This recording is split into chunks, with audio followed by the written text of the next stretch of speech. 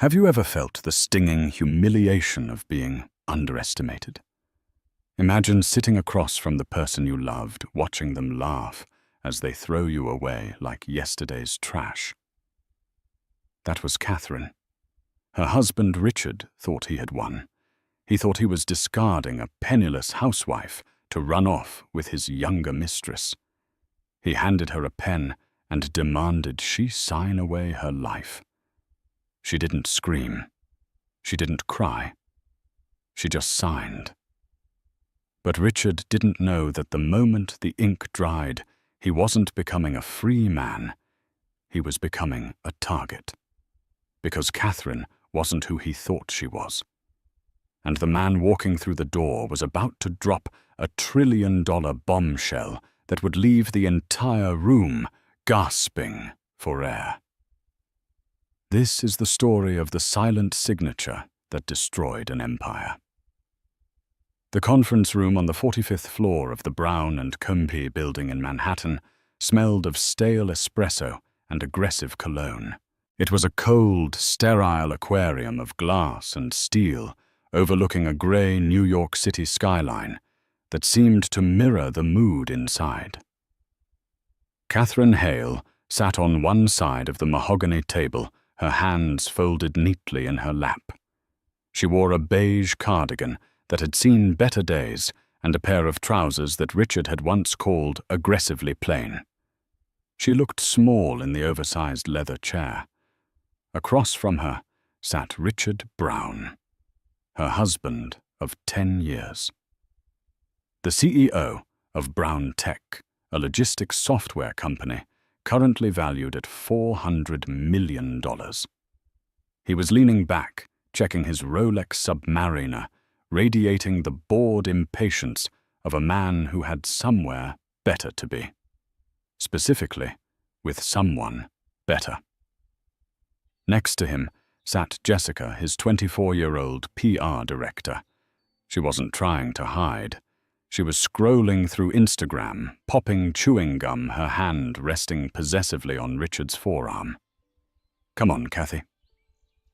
Richard sighed, not even looking at her. "Let's wrap this up. I have a dinner reservation at Le Bernardin at 7. Simon." "Where are we?" "Simon LaGrange."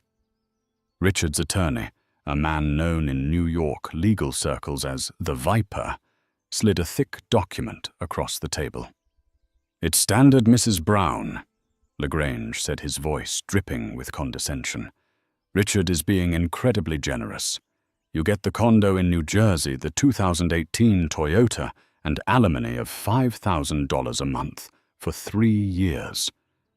In exchange, you waive all rights to Brown Tech, his future earnings, and the penthouse." Catherine looked at the papers. "The condo in New Jersey is in my name, Simon. I bought it before the marriage." LaGrange smirked.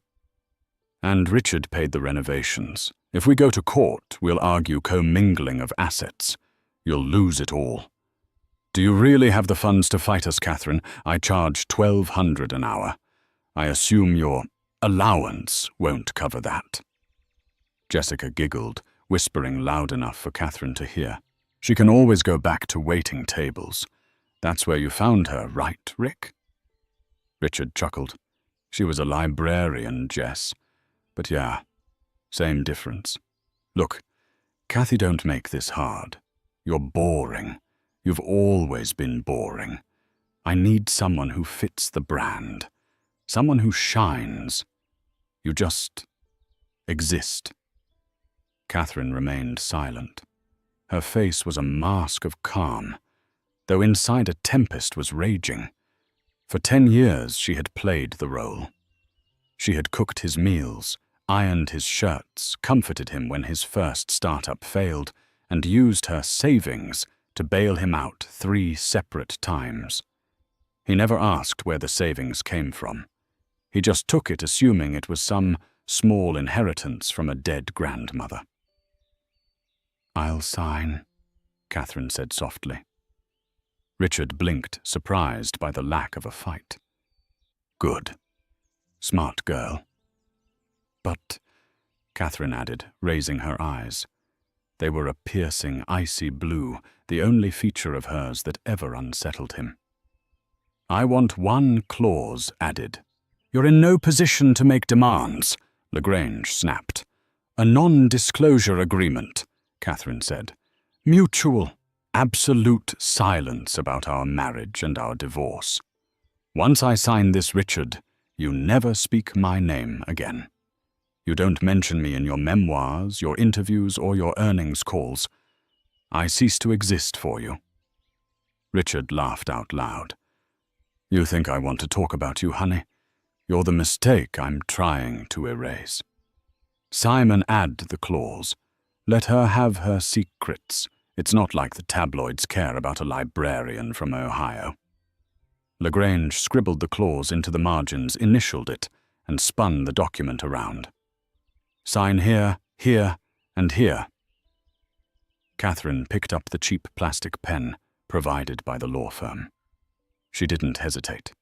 She didn't look at Richard's smug face or Jessica's triumphant grin. She signed her name. Catherine A. Hale. The sound of the pen scratching against the paper was the only noise in the room. It sounded like a match being struck. Done, Catherine said, capping the pen. Richard stood up, buttoning his suit jacket. Finally. Good luck with the... whatever you do. Send the keys to the penthouse by courier. He turned to Jessica. Let's go, babe. Champagne's on ice. Wait, Catherine said. Her voice had changed. The softness was gone. It was replaced by a tone of command that froze Richard mid-step. Sit down, Richard. Excuse me, Richard scoffed. The meeting is over. The divorce is over, Catherine corrected. The meeting is just beginning. I don't have time for your drama. You have time, a deep accented voice boomed from the doorway. Everyone turned. The double doors to the conference room, which were locked, swung open. Standing there wasn't the receptionist. It was a wall of men, 4 of them dressed in black tactical suits, earpieces clearly visible. They stepped into the room, securing the perimeter with professional efficiency.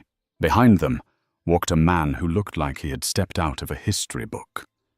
He was elderly, perhaps in his 70s, wearing a bespoke 3-piece charcoal suit that cost more than Richard's car. He leaned on a cane topped with a silver hawk. Simon Lagrange dropped his pen. His face went pale. That's not possible. Richard looked confused. Who is this old guy? Security, get him out? The old man ignored Richard entirely. He walked straight to Catherine, bowed deeply, a bow of servitude, not politeness, and kissed her hand. Madam, the man said, his voice trembling with reverence. The transfer is complete. The board of directors is assembling in Zurich, but they are patching in via video link now. We were waiting for your signal.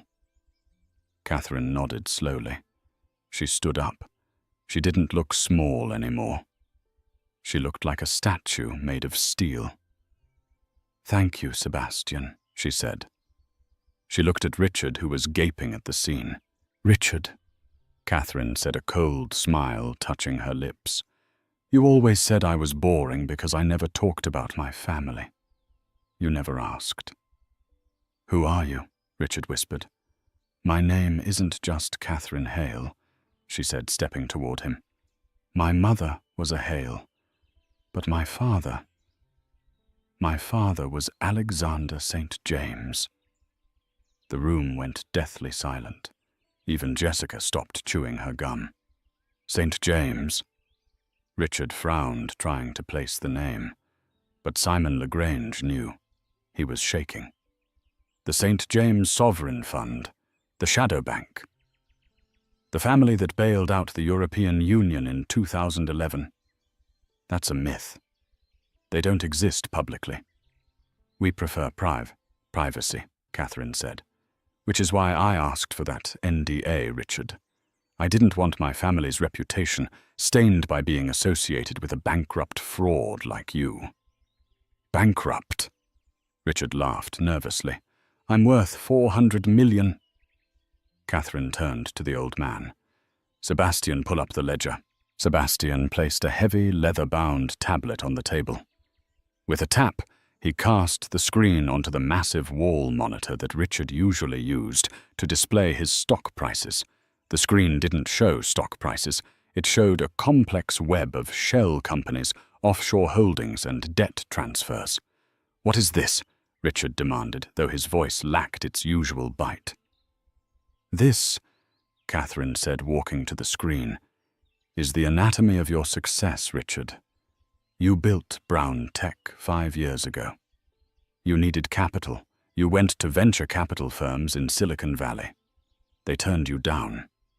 Then miraculously, an angel investor from the Cayman Islands called Blue Horizon Holdings gave you $50 million. "Yeah," Richard said. "Lucky break."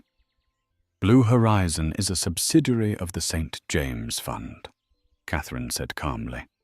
"My money." Richard's eyes widened.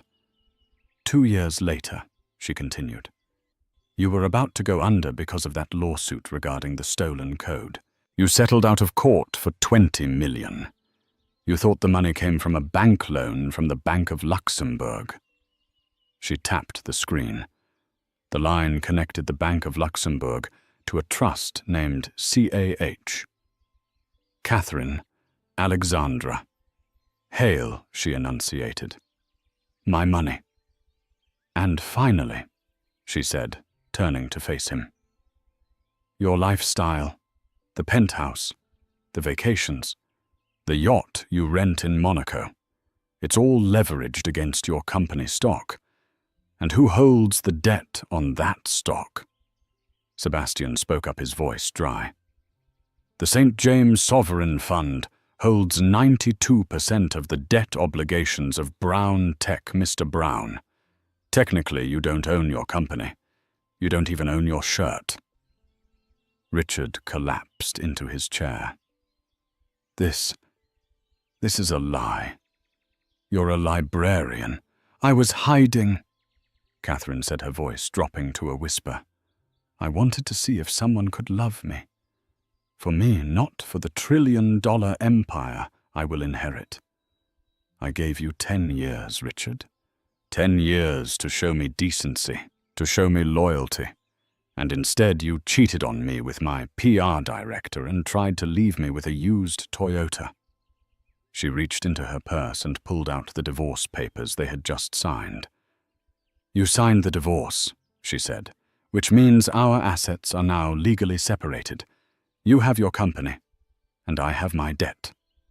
"Wait," Simon Lagrange interjected, sweating profusely. "If you call in the debt now, Brown Tech becomes insolvent immediately," Catherine finished. "The assets will be seized to pay the creditor. That's me." She looked at Jessica, who was looking at Richard with horror. "Jessica," Catherine said pleasantly, "I hope you love him, because as of this moment, Richard is unemployed, homeless, and carries a personal liability debt of approximately $15 million that isn't covered by corporate bankruptcy protections." "What?" Jessica shrieked, pulling her hand away from Richard. $15 million? Oh, didn't you know?" Catherine pointed to the screen. "Richard signed personal guarantees for the last round of funding. He put up his future earnings as collateral. Since I am the creditor, I own his future." Richard stood up, his face red with rage and panic. "You set me up. This is entrapment. You can't do this." "I just did," Catherine said. "And you helped me. You were so eager to get rid of me, you signed the waiver. You waived all rights to investigate my assets. You waived spousal support. You waived everything." Sebastian stepped forward. "Madam, the helicopter is landing on the roof. The private jet to Zurich awaits. The Global Council is expecting you." Catherine turned her back on Richard.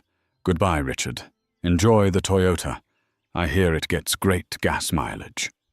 She began to walk toward the door, the security team parting like the Red Sea. Kathy, baby, wait. Richard scrambled over the table, ignoring his lawyer. We can talk about this. I was stressed. Jessica means nothing to me. It was a midlife crisis. Please. He reached out to grab her arm. Before he could touch her, one of the security guards moved with a blur of motion. He intercepted Richard's hand, twisting it behind his back, and slamming him face first into the mahogany table. Crack! Richard howled in pain. Do not touch the chairwoman, Sebastian said coldly. Catherine stopped at the door. She didn't turn around. She simply spoke to the room. Burn it down, Sebastian. Liquidate the company by morning. Sell the parts to our competitors. I want nothing left of Brown Tech but the letterhead. As you wish, madame. Catherine walked out of the room, her heels clicking on the marble floor. As the elevator doors closed, cutting off Richard's screams and Jessica's sobbing, Catherine didn't smile. She took a deep breath. She reached into her pocket and pulled out a cheap silver locket Richard had given her on their first anniversary. She looked at it for a moment, then dropped it into the trash can inside the elevator. The quiet librarian was dead. The Queen had returned. 48 hours later, Richard Brown sat on the hood of his 2018 Toyota Camry, parked in the lot of a Motel 6 off the New Jersey Turnpike. It was raining. He stared at his phone, his thumb hovering over the call button for Jessica. She hadn't answered his last 40 calls. The last text she sent was brief. My lawyer says I can't associate with a debtor under federal investigation. Don't contact me. Federal investigation. That was the new development. When Catherine. No, Catherine. Street James had liquidated Brown Tech. She didn't just sell the assets. She had released the internal audit logs to the SEC. It turned out Richard had been cutting corners to fund his lifestyle, moving money from employee pension funds to cover his gambling debts in Macau.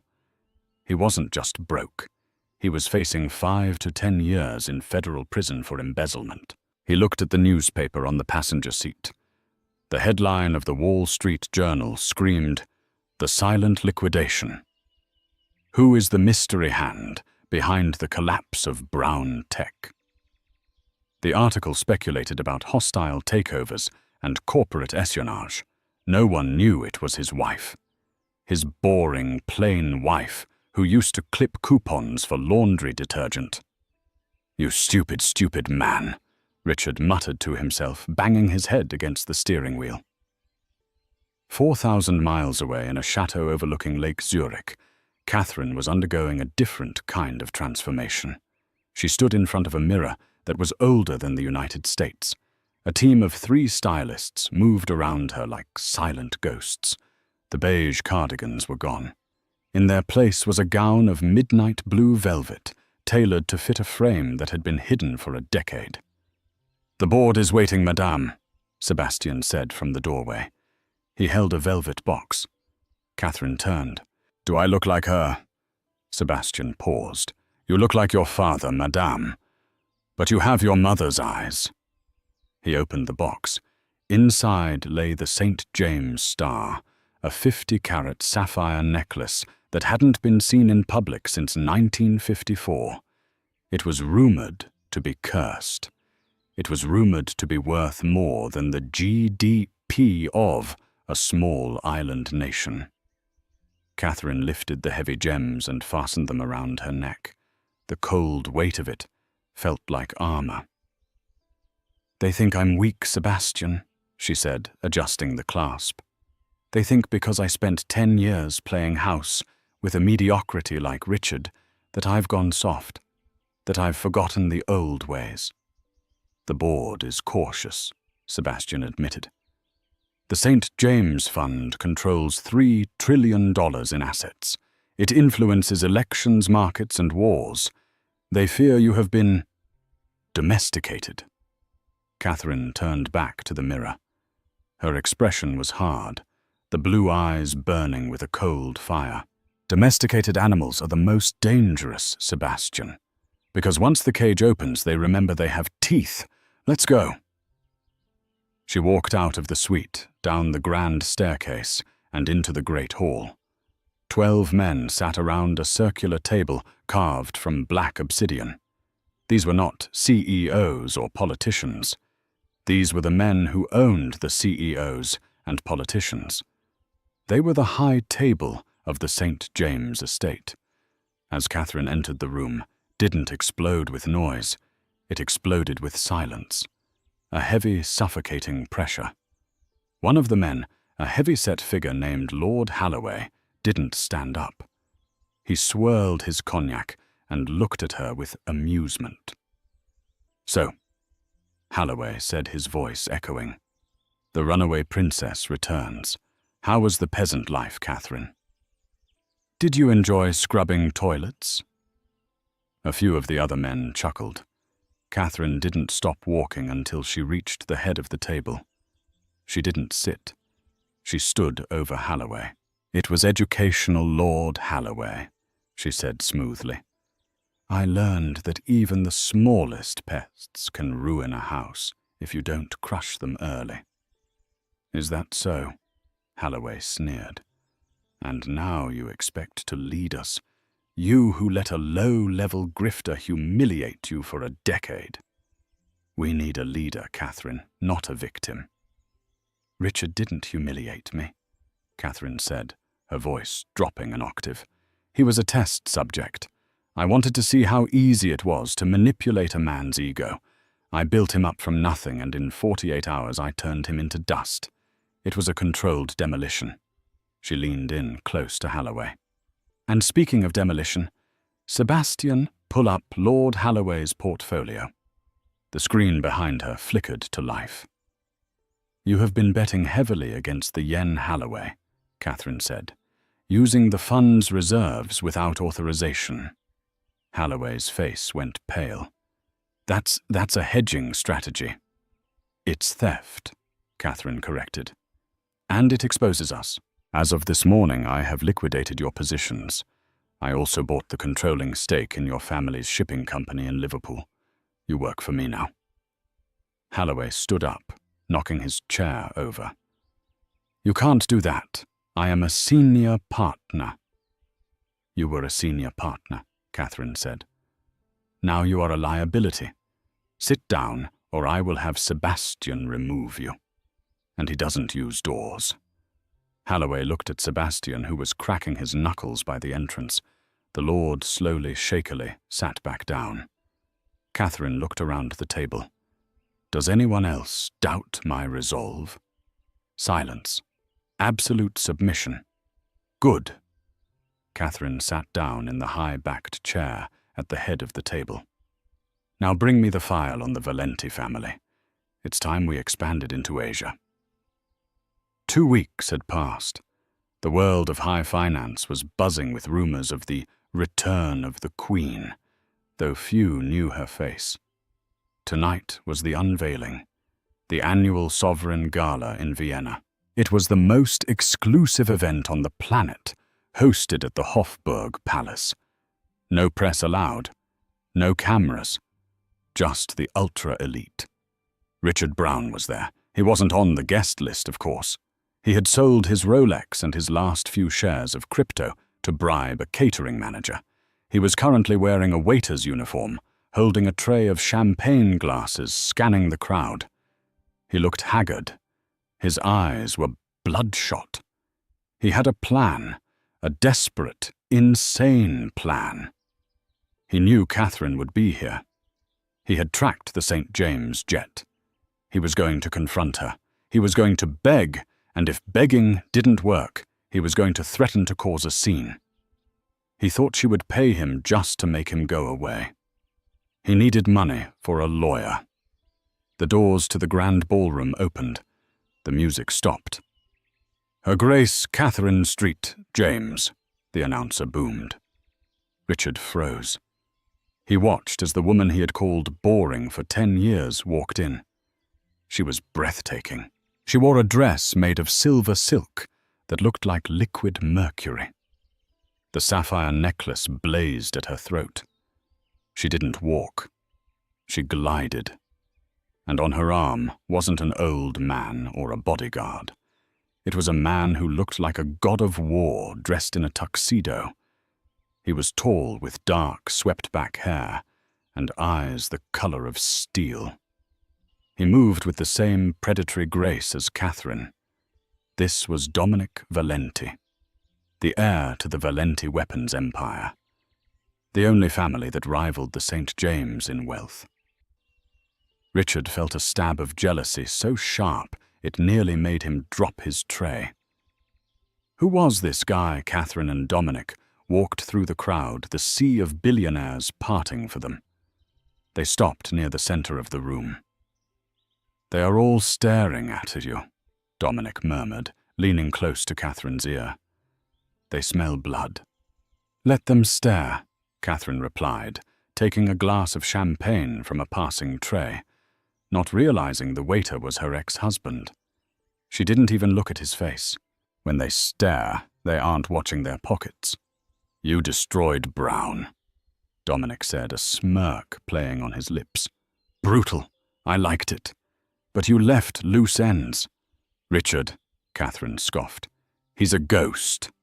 Ghosts haunt people." "Catherine," Dominic warned, "and sometimes they show up where they aren't invited." Dominic's eyes flicked to the waiter standing 3 feet away. Dominic had noticed the trembling hands, the sweat, the intensity of the stare. Richard couldn't take it anymore. The sight of this man whispering to his wife broke him. "Cathy!" Richard shouted, dropping the tray.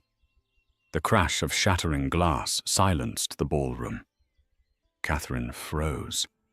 She slowly turned around. She looked at the mess on the floor, and then up at the man in the waiter's uniform. "Richard," she said. Her voice wasn't angry. It was bored. "You're spilling the champagne. That's vintage 1998. "Is this who you are now?" Richard screamed, stepping over the broken glass. "You ruin my life, and then you come here to parade around with him." He pointed a shaking finger at Dominic. Security started to move in, but Catherine held up a hand. "Let him speak." Richard chest heaved. "You owe me, Cathy. I made you, I gave you a home. I gave you a life. You can't just throw me away. I want half. I want half of the real money." The crowd murmured. It was embarrassing. It was pathetic. Dominic stepped forward, shielding Catherine. He looked at Richard with a mix of pity and disgust. "You must be the husband," Dominic said. "The man who threw away a diamond because he thought it was glass." "Shut up!" Richard lunged at Dominic. It was a mistake. Dominic didn't even take his hands out of his pockets. He simply sidestepped, and Richard, carried by his own momentum, tripped over his own feet and face-planted into the puddle of champagne and glass shards. Richard groaned, trying to push himself up. Catherine walked over to him. She crouched down, her silver dress pooling around her. She didn't help him up. "You want half, Richard?" she whispered loud enough for the room to hear. "Half of what? My debts, my enemies, my burdens." She stood up and addressed the room. "This man," she pointed at Richard, who was bleeding from a cut on his forehead, "is a lesson to all of you. He had everything. He had loyalty, he had love, and he traded it for a cheap thrill and a momentary ego boost. Now he is on his knees." She looked down at Richard. "There is no settlement, Richard. There is no payoff. You are not a victim of my wealth. You are a casualty of your own stupidity. Now get out before I have you arrested for trespassing." "You can't," Richard sobbed. "I have rights." "You signed them away," Catherine reminded him. Security grabbed Richard by the arms and dragged him backward. As he was hauled away, kicking and screaming, Catherine turned back to Dominic. "I apologize for the entertainment," she said. "It was low-brow." Dominic laughed, a low, dangerous sound. "On the contrary, it was quite theatrical. But Catherine—" His face turned serious. "You just humiliated a desperate man in front of the world's most powerful vultures. You didn't just break him. You made him a weapon." "What do you mean?" Catherine asked, narrowing her eyes. "A man with nothing to lose is the only thing dangerous to people like us," Dominic said. "And look over there." He nodded toward the balcony. Standing in the shadows, watching the scene with a dark intensity, was a man Catherine recognized. It was Viktor Krovac, a Russian oligarch who had been trying to destroy the St. James family for 20 years. Krovac wasn't looking at Catherine. He was watching Richard being dragged out, and he was smiling. "He's going to recruit him," Dominic said softly. "Richard knows your face. He knows your habits. He knows your weaknesses.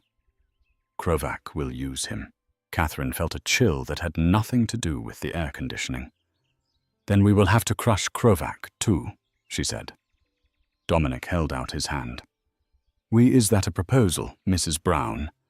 "It's St. James," she corrected, taking his hand. "And it's not a proposal, Dominic. It's a merger." As they began to dance, the music swelling around them, Catherine knew the game had just changed. She wasn't just fighting an ex-husband anymore. She was fighting a war. And the battlefield was the entire world. The Vienna night was cold, but the cell Richard Brown sat in was colder. He had been detained by private security, then tossed out the back exit of the palace like a bag of refuse. He sat on a curb in a dark alley, his tuxedo torn, his face bruised. He had nothing left. No wife, no company, no dignity. A black Maybach pulled up to the curb. The window rolled down with a silent hum. "Get in," a voice said. It was heavy, thick, with a Russian accent. Richard didn't move. "I don't have any money for a ride."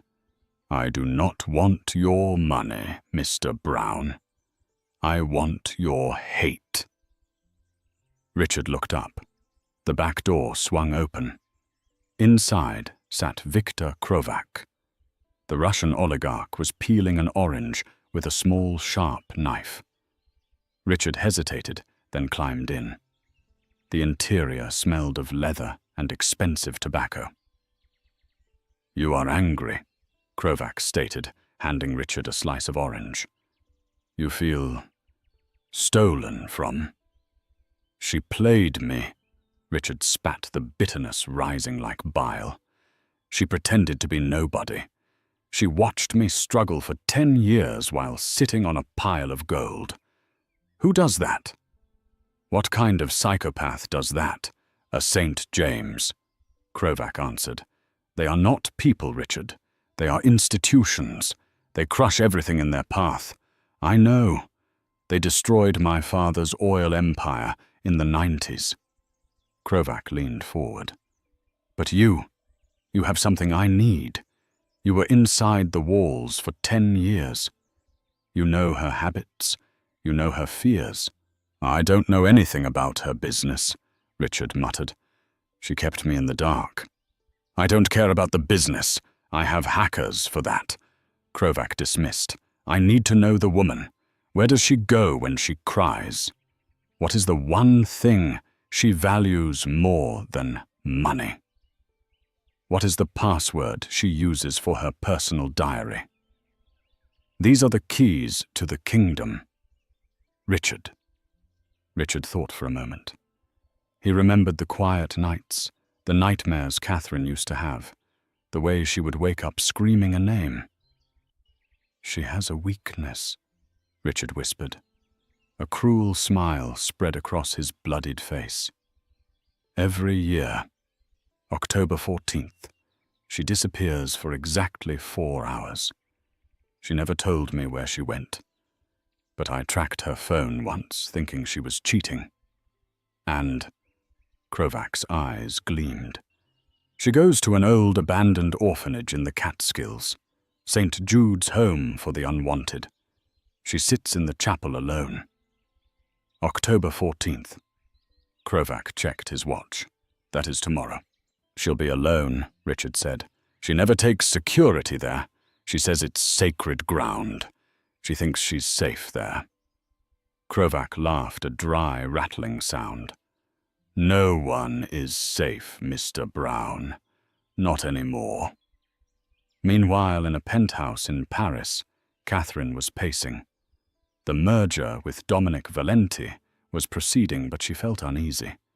Dominic sat on the sofa watching her.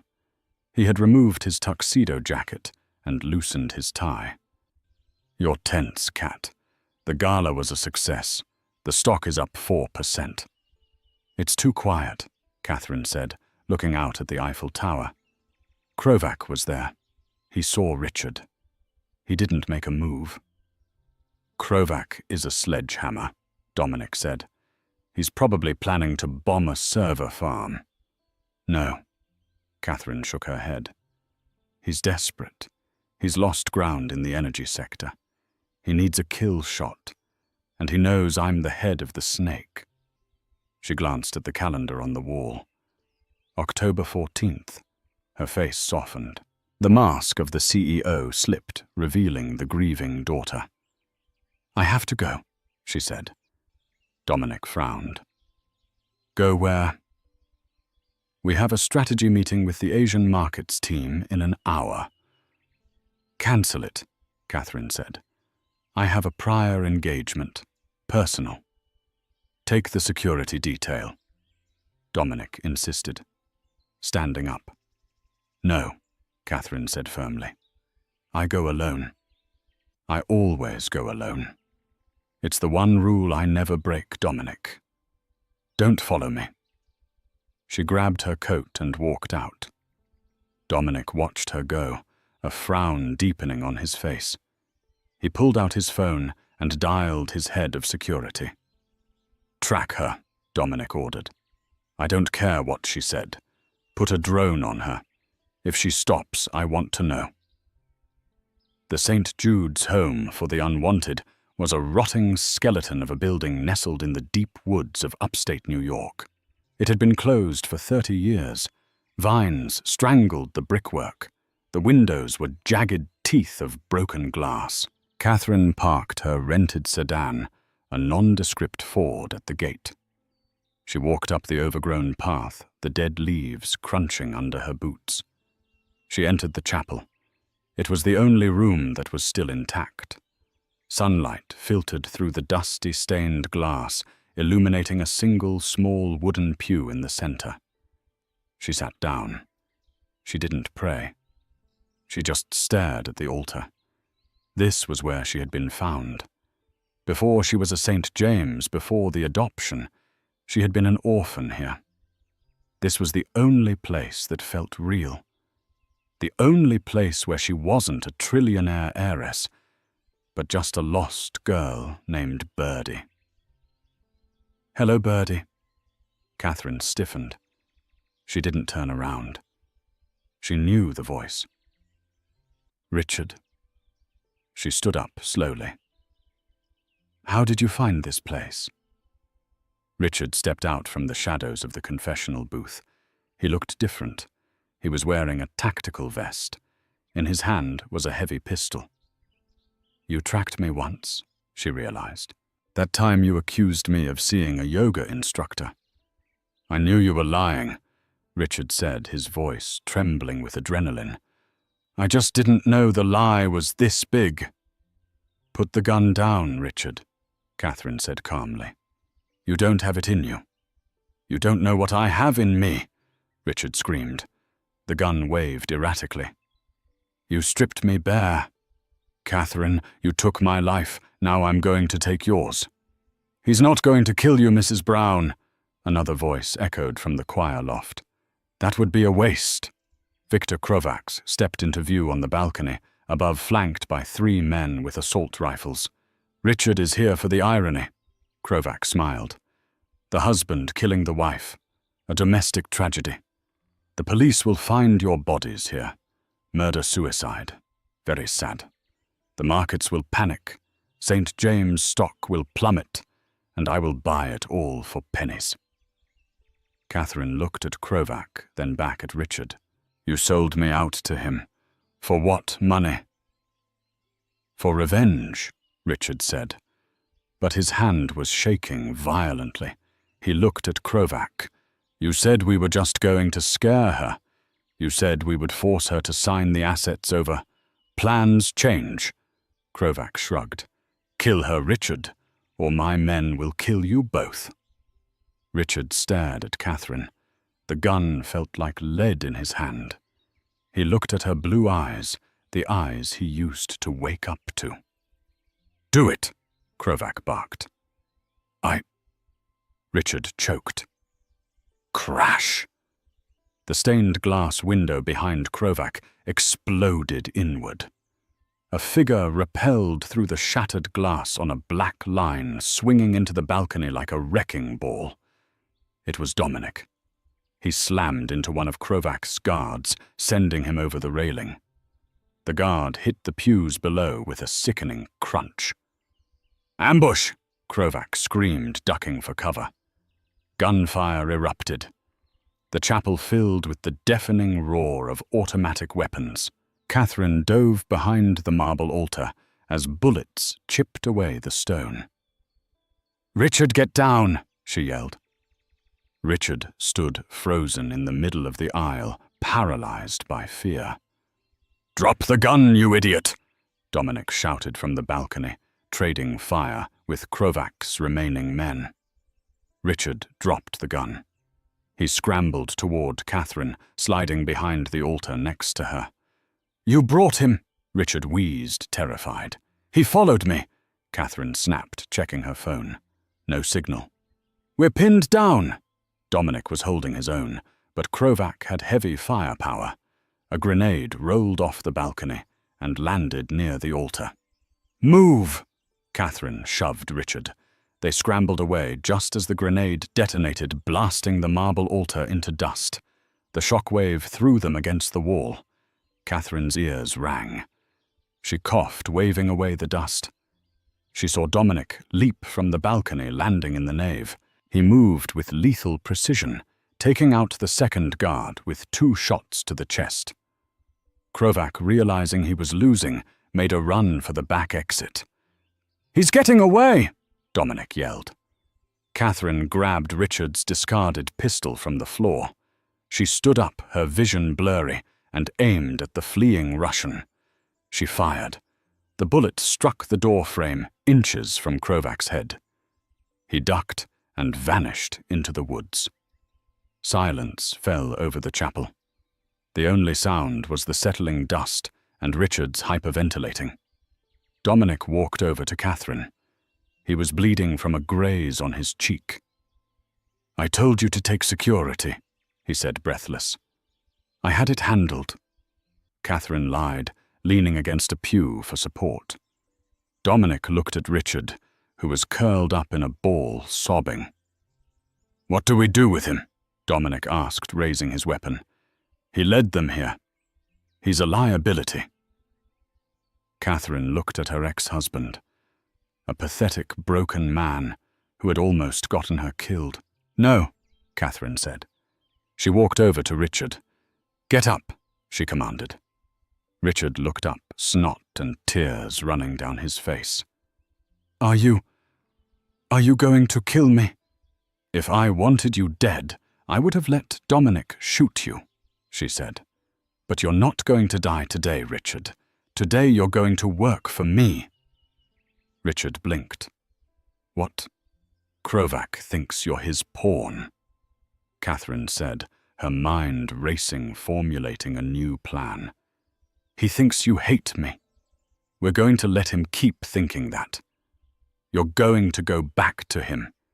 You're going to tell him you escaped, and you're going to become my spy. I can't, Richard stammered. He'll kill me. I'll kill you if you don't, Dominic added helpfully, racking the slide of his gun. Catherine knelt down, grabbing Richard by the collar. "This is your redemption, Richard. You want to be important.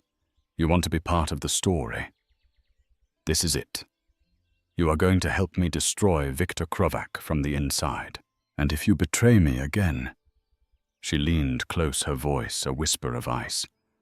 "There won't be a divorce paper to save you. There will just be a hole in the ground." She stood up. "Dominic, get the car. We have a war to win." As they walked out into the sunlight, leaving Richard shivering in the ruins of the chapel, Catherine touched the sapphire around her neck. The secret was safe, but the game had just become deadly. 3 months had passed since the incident in the chapel. Winter had gripped Moscow, turning the city into a sprawling landscape of grey concrete and white ice. In the heart of the financial district, the Krovac Industries headquarters loomed like a modern fortress. The 66th floor was a restricted zone, a sound-proofed nerve center known simply as the silo. Here the air smelled of ozone and stale coffee, recycled through industrial purifiers. Walls of monitors bathed the room in a cold blue light, reflecting off the pale, sweaty faces of 24 high-frequency traders and data analysts. Viktor Krovac stood at the head of the room, looking out the reinforced glass window at the snowstorm raging outside. He wore a suit that cost more than most people earned in a lifetime. Yet he looked agitated, like a predator pacing a cage that had become too small. "Status," Krovac barked, not turning around. "We are linked to the global exchanges, sir." A lead analyst replied, his voice trembling slightly. "Tokyo, London, New York. All pipes are open. We have a direct line to the St. James liquidity pools. And the encryption keys—" Krovac turned his gaze to a solitary figure sitting at a terminal in the corner. Richard Brown sat hunched over the keyboard. He looked healthier than he had in the woods of New York. His physical wounds healed, but his eyes carried a hollow, haunted weight. He was dressed in a charcoal suit, provided by Krovac, a uniform of servitude. "I'm inputting the final sequence now," Richard said, his voice barely a whisper. His fingers hovered over the keys. Krovac walked over his heavy footsteps, echoing on the metal floor. He placed a hand on Richard's shoulder. It wasn't a gesture of comfort. It was a claim of ownership. "You are shaking, Richard," Krovac noted with a cruel smile. "Are you having second thoughts? Remember what she did to you. Remember the humiliation in Vienna. She treated you like a pet. Today, you become the master." Richard stared at the blinking cursor on the screen. The code string was long and complex, a digital dagger Catherine had allegedly kept on a private server. Krovac believed these codes would allow him to dump $3 trillion of St. James debt onto the public market instantly. It would be a financial nuclear bomb. The St. James Sovereign Fund would be insolvent within minutes, triggering a panic that would wipe out Catherine's legacy forever. "I'm not shaking because I'm scared, Victor," Richard lied, forcing his hands to still. "I'm shaking because I've waited a long time for this." "Good lad." Krovac leaned in his breath, smelling of expensive cigars. $50 million waits for you in the Caymans. A new face, a new name, a life of leisure. Just press the button. Richard took a deep breath. He thought of Catherine. Not the terrifying CEO, but the woman he had married. The woman who had given him a second chance in a ruined chapel. He typed the final command, EXECUTOCOL_ICARUS. "It's done," Richard said. He hit enter.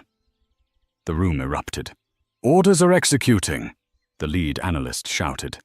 Massive sell-off initiating. We are dumping the debt. 1 billion, 10 billion, 100 billion. On the massive central screen, the graph representing the saint. James Fund's value began to nosedive. It was a jagged red line plunging towards zero. "Look at it!"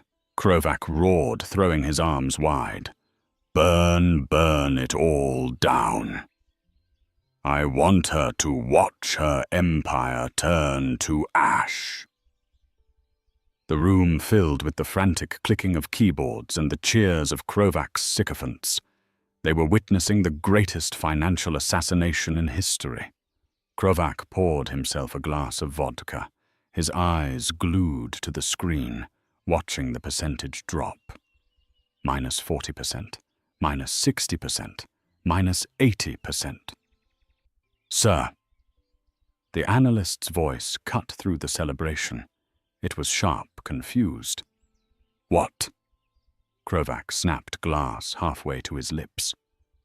"The volume, it's not clearing. The sell orders are being absorbed." "Absorbed by who?" "Who has the capital to absorb a $1 trillion crash?" "Everyone," the analyst stammered, typing furiously. "The liquidity, it's reversing." "Sir, look at the ticker." Krovac spun around. The giant screen flickered.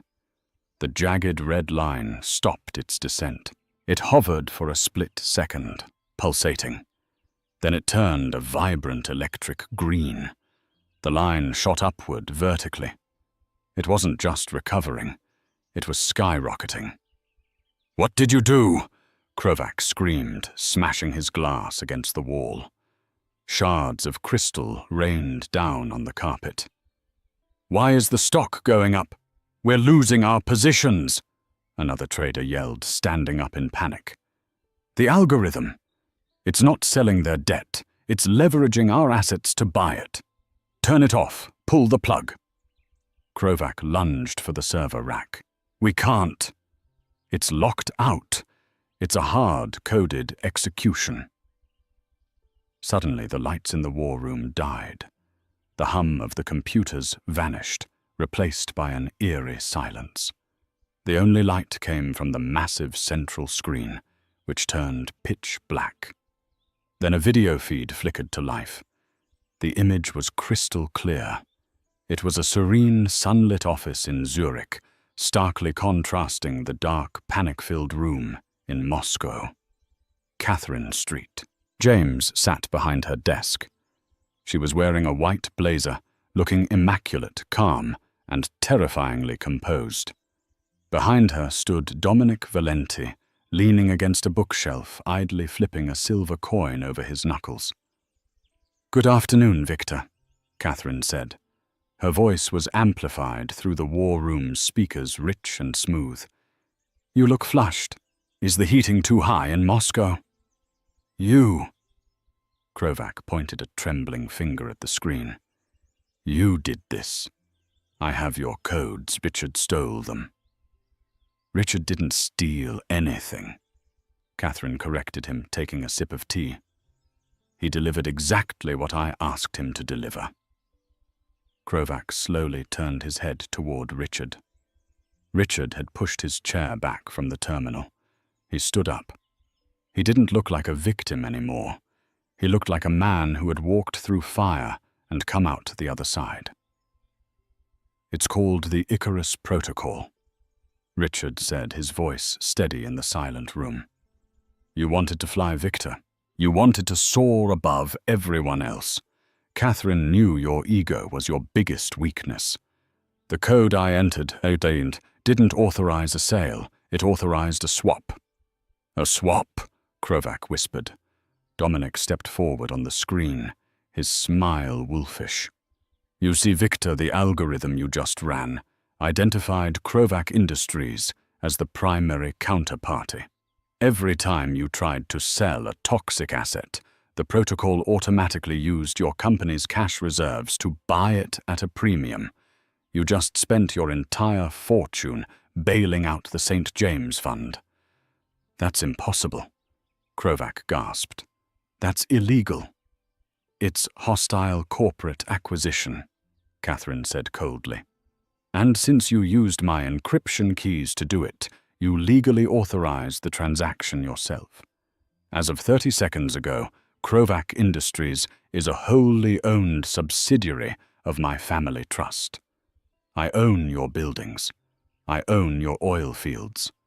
I own the chair you are standing next to. I will kill you, Krovac screamed, foaming at the mouth.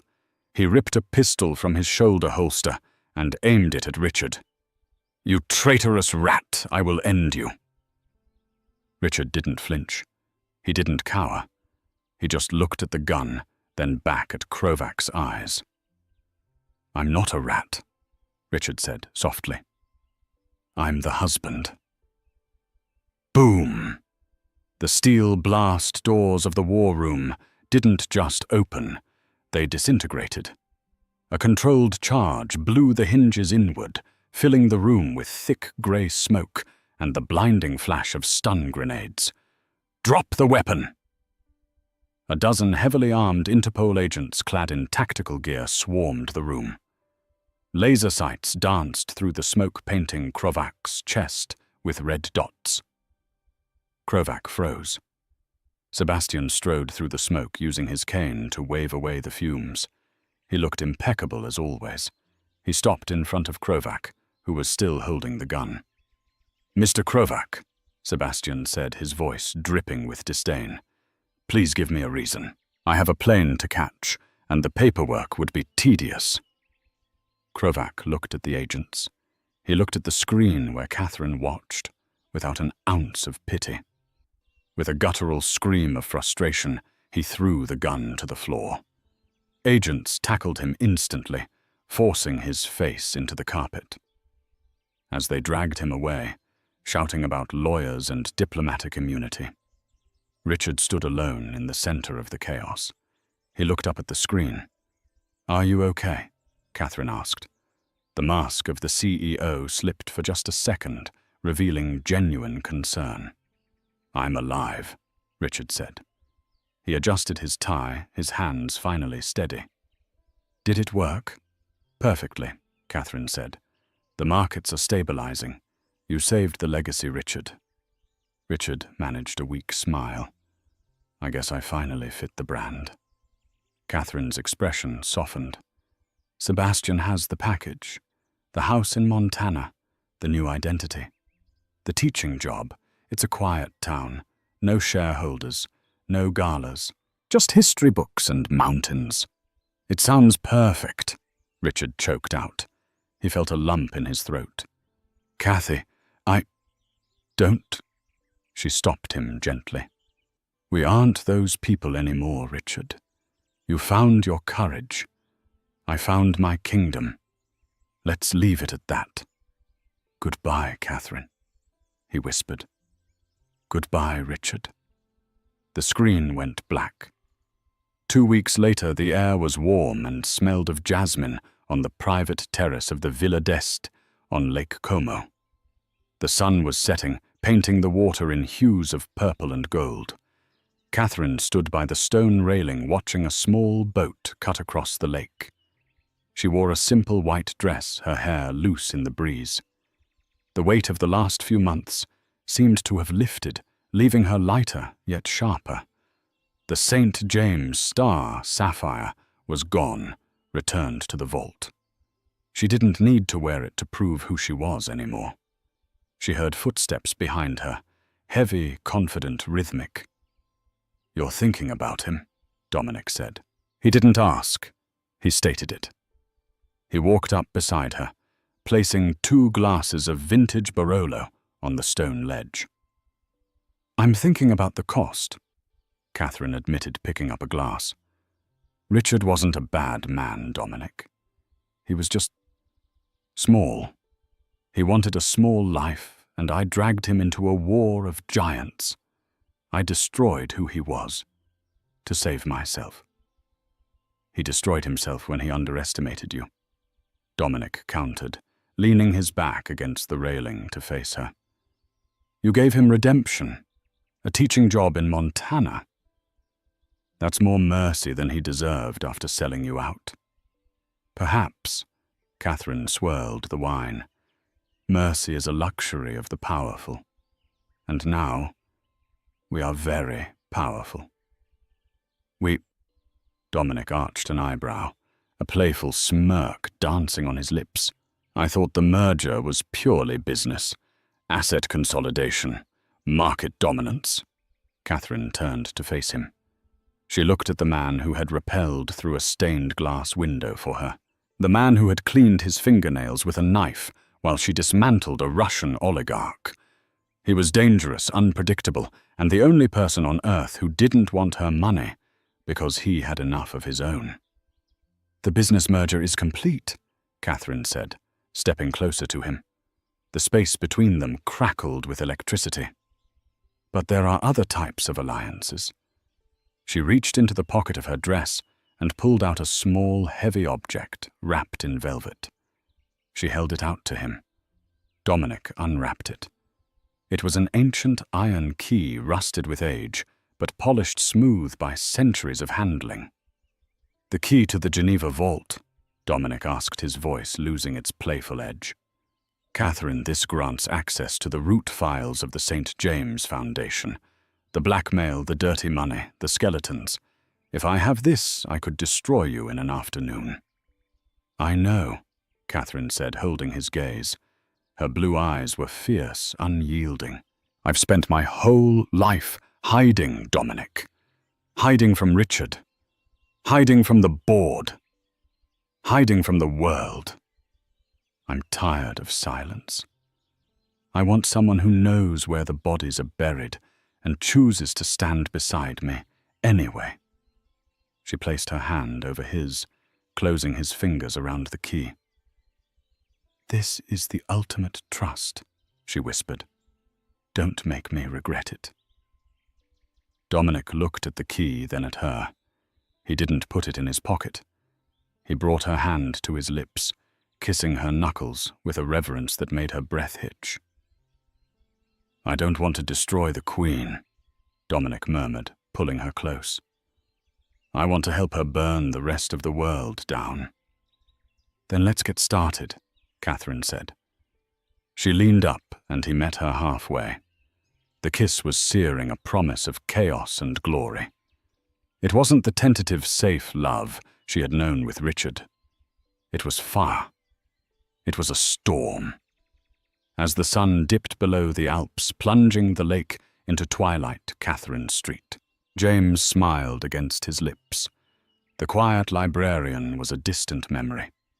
The era of the silent signature was over. The reign of the lioness had begun. And that is the incredible saga of Catherine St. James. She showed the world that silence isn't weakness, it's preparation. Richard thought he could discard her like an object, but he learned the hard way that when you break a diamond, you don't destroy it. You just create sharper edges. From a silent signature in a lawyer's office to the toppling of a global tyrant, Catherine proved that the most dangerous person in the room is often the one listening. What would you do if you found out your partner was hiding $1 trillion secret? Would you react like Richard, or would you try to earn their trust? And do you think Richard deserved his happy ending in Montana, or should he have gone to prison? Let me know your thoughts in the comments below. If you enjoyed this story of revenge, betrayal, and ultimate justice, please smash that like button, subscribe, and hit the notification bell so you never miss a story. We release new dramas every week. Thanks for watching, and remember, never judge a book by its cover, especially if that book owns the bank.